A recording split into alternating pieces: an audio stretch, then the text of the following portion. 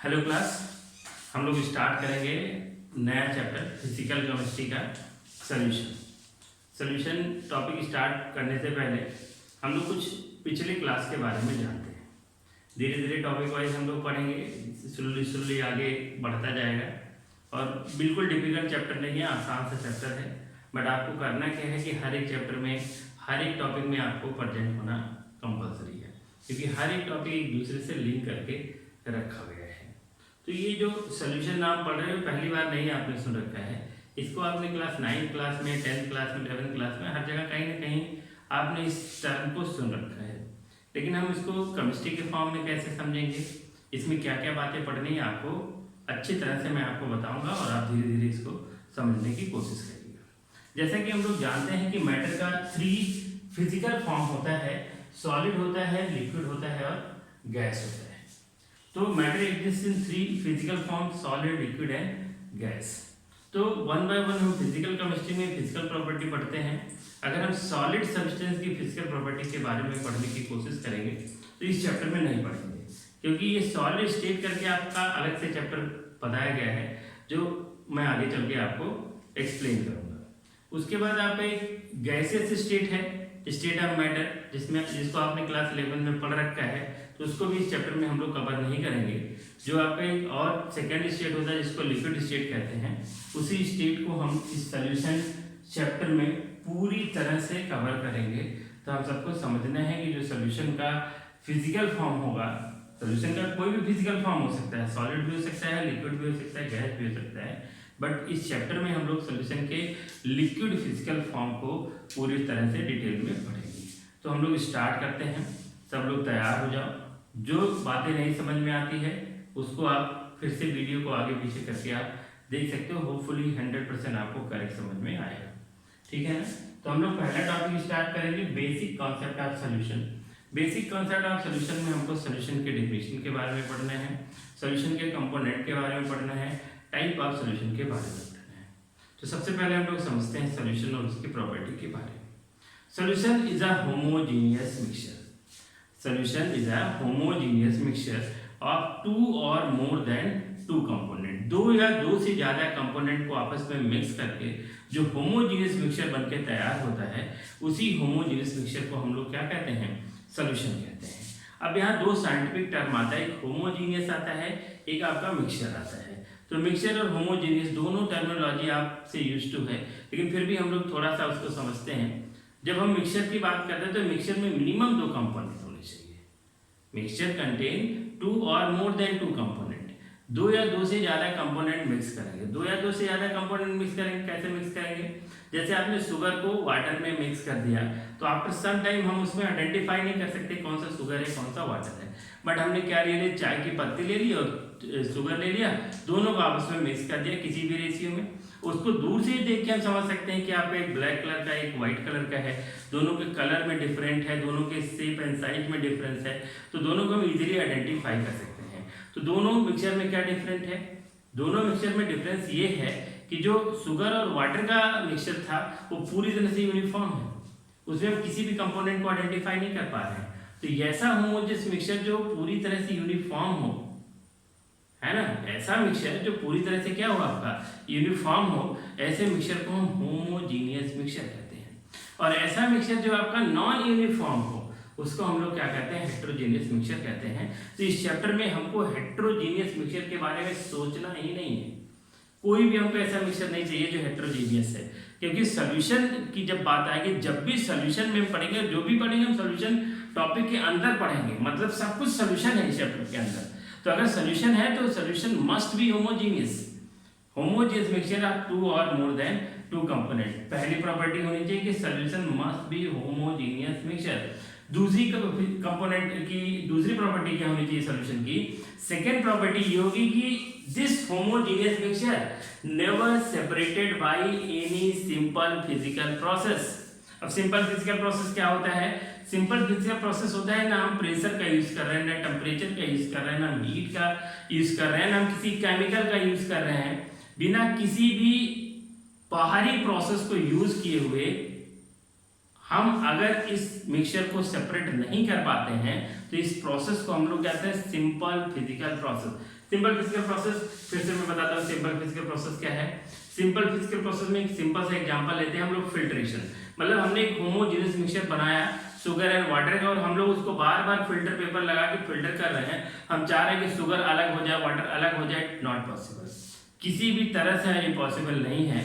तो कोई भी होमोजेनियस मिक्सचर जो सिंपल फिजिकल प्रोसेस से सेपरेट नहीं होता है उसको हम लोग क्या कहते हैं, सॉल्यूशन कहते हैं। तो सॉल्यूशन होने के लिए दो इंपॉर्टेंट बात, पहला इंपॉर्टेंट बात कि मिक्सचर आपका होमोजेनियस हो, दूसरा इंपॉर्टेंट बात it never separated by simple physical process. But अगर हम कोई कॉम्प्लेक्स फिजिकल प्रोसेस लगाते हैं, कॉम्प्लेक्स फिजिकल प्रोसेस हीट करते हैं, हीटिंग इफेक्ट देते हैं, हीटिंग इफेक्ट देंगे, शुगर एंड वाटर के सॉल्यूशन को हमने मिला रखा है और हम चाह रहे हैं कि शुगर को अलग कर दें, वाटर को अलग कर दें, तो by changing the temperature by heating process we can easily separate the sugar and water कर सकते हैं। तो कॉम्प्लेक्स फिजिकल प्रोसेस है तो हम किसी भी मिक्सचर को चाहे होमोजेनियस हो हेटेरोजेनियस इजीली सेपरेट कर सकते हैं, और केमिकल प्रोसेस लगा दिए तब तो और आसान हो जाएगा, हम उसको आसानी से क्या कर सकते हैं, सेपरेट कर सकते हैं। बट सिंपल फिजिकल प्रोसेस से हम इसको सेपरेट नहीं कर सकते हैं। तो होपफुली आपको ये समझ में आएगा कि what is the solution and what is the feature of solution. Solution होने के लिए क्या दो बातें जरूरी है, पहली बात होमोजेनियस, दूसरा आपका सिंपल फिजिकल प्रोसेस से हम सेपरेट नहीं कर सकते हैं।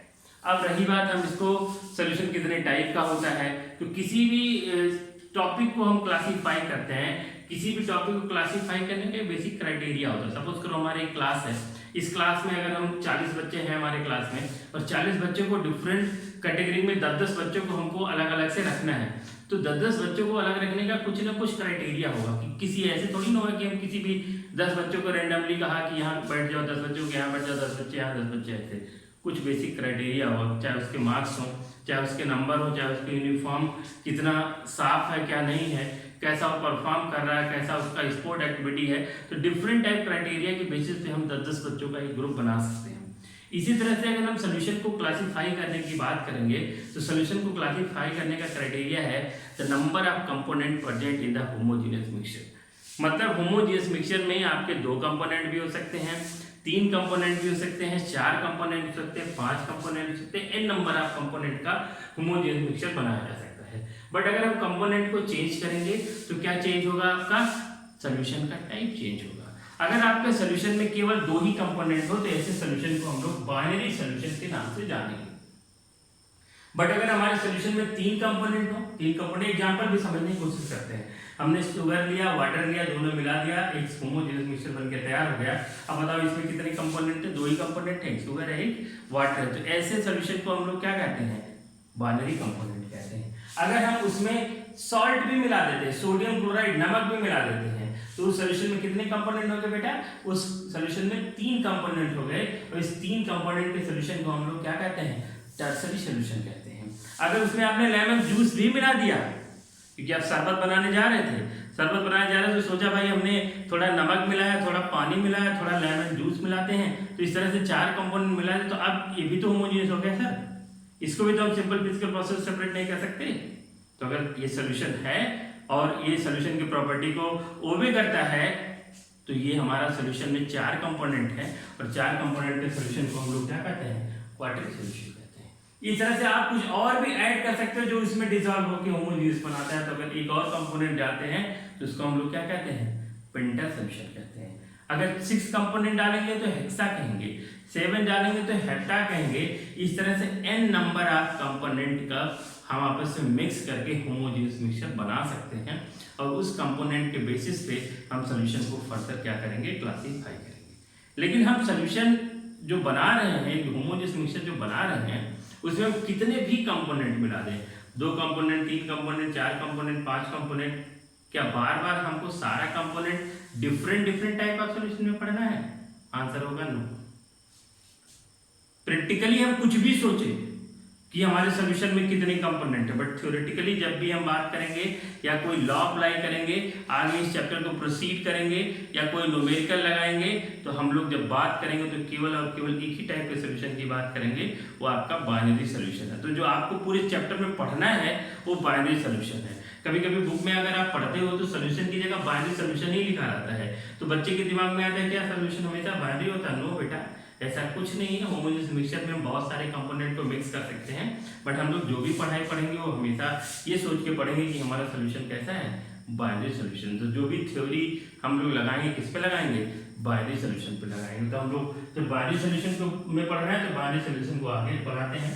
बाइनरी सोल्यूशन में हमने आपको बताया कि बाइनरी टर्म आते ही आपको समझ में आती है कि सोल्यूशन में आपके कितने कंपोनेंट हैं, 2 कंपोनेंट है। सोल्यूशन में कितने कंपोनेंट हैं, 2 component. 2 component containing homogeneous mixture is called binary solution. 2 component contain किया हुआ कोई भी होमोजेनियस मिक्सचर को हम लोग बाइनरी सोल्यूशन कहते हैं। तो जब 2 कंपोनेंट है तो 2 कंपोनेंट का साइंटिफिक नेम क्या है, पहला जो कंपोनेंट होता है उसको सॉल्यूट कहते हैं और दूसरा कंपोनेंट जो होता है उसको हम लोग क्या कहते हैं, सॉल्वेंट कहते हैं। आपने क्लास 9th में इसको पढ़ा है, solution equal to solute plus solvent. मतलब सॉल्यूशन अगर हमको फाइंड करना है कि सॉल्यूशन का अमाउंट क्या होगा तो हमको सबसे पहले पता होना चाहिए कि सॉल्यूट कितना है, सॉल्वेंट कितना है। That means solution equal to solute plus solvent. अगर हम प्रीवियस क्लास के डिफिनीशन के बारे में देखेंगे तो हम लोग सॉल्यूट को डिफाइन करते हैं कि भाई होमोजेनियस मिक्सचर का वो कंपोनेंट जो लेसर अमाउंट में होता है उसको सॉल्यूट कहते हैं और जो लार्जर अमाउंट में होता है उसको हम लोग क्या कहते हैं, सॉल्वेंट कहते हैं। तो जो कम मात्रा में होगा उसको सॉल्यूट कहेंगे और जो ज्यादा मात्रा में होगा उसको हम लोग क्या कहते हैं, सॉल्वेंट कहते हैं। बट भाई अगर आपके पास एक सॉल्यूशन बनके हम बना के रख देते हैं और उस सॉल्यूशन में 2 कंपोनेंट है, जितना आपका शुगर है उतना अमाउंट में आपने वाटर ले रखा है, या पता ही नहीं अमाउंट के बारे में कोई आइडिया ही नहीं है आपको, शुगर और वाटर का आपने एक सॉल्यूशन बनके आपके सामने रख दिया गया। अगर आपसे पूछा जाए बेटा ये जो सॉल्यूशन है, ये सॉल्यूशन में 2 कंपोनेंट है, एक शुगर है और एक दूसरा क्या है, आपका वाटर है, चलो आप बताओ इसमें सॉल्यूट क्या है और सॉल्वेंट क्या है। तो हमारे लिए बहुत डिफिकल्टी हो जाएगी, क्योंकि भाई हमने अब तक ये पढ़ा है कि जो कंपोनेंट लेस अमाउंट में होगा उसको सॉल्यूट कहेंगे, जो कंपोनेंट आपका मोर अमाउंट में होगा उसको हम लोग क्या कहेंगे, सॉल्वेंट कहेंगे। यही तो हमने पढ़ा है ना। तो अब हमको पता ही नहीं कि होमोजेनियस मिक्सचर में कौन सा कम अमाउंट में है, कौन सा ज्यादा अमाउंट में है, तो हमारे लिए बहुत डिफिकल्टीज हो जाएगी। तो हमको ऐसा कोई डिफिनीशन पढ़ना है, ऐसा कोई डिफिनीशन जानना है सॉल्यूट और सॉल्वेंट का, जो फर्दर किसी भी क्लास में जाए, 12th के आगे किसी भी क्लास में जाए, बीएससी करते हो, एमएससी करते हो, पीएचडी करते हो, या आप नीट करके एमबीबीएस करते हो, बीटेक करते हो, या हायर किसी भी क्लास में आप इस डिफिनीशन को अप्लाई करते हो, 100% करेक्ट होगा। और जो आपने पढ़ा वो भी करेक्ट है, लेकिन अब जो पढ़ेंगे वो हर जगह अप्लीकेबल होगा। तो हम लोग समझते हैं 1 by 1 सॉल्यूट एंड सॉल्वेंट के डिफिनीशन का। तो द सॉल्यूट का डिफिनीशन पहले बताएंगे, the component in the homogeneous mixture, the component in the homogeneous mixture that lost their identity। किसी भी होमोजेनियस मिक्सचर का वो कंपोनेंट जो अपनी आइडेंटिटी को लॉस कर देता है उसको हम लोग सॉल्यूट कहते हैं। दूसरा सॉल्वेंट को डिफिनीशन को देखते हैं, the component in the homogeneous mixture that retain their physical identity. बेटा जो अपनी फिजिकल आइडेंटिटी को रिटेन करके रखेगा उसको सॉल्वेंट कहेंगे, और जो अपनी फिजिकल आइडेंटिटी को लॉस कर देगा उसको हम लोग क्या कहेंगे, सॉल्यूट कहेंगे। एग्जांपल तुरंत लेते हैं, तुरंत समझते हैं। अगर हमने शुगर को वाटर में मिला रखा है तो शुगर और water before formation of solution किस स्टेट में थे, शुगर सॉलिड स्टेट में था, वाटर लिक्विड स्टेट में था।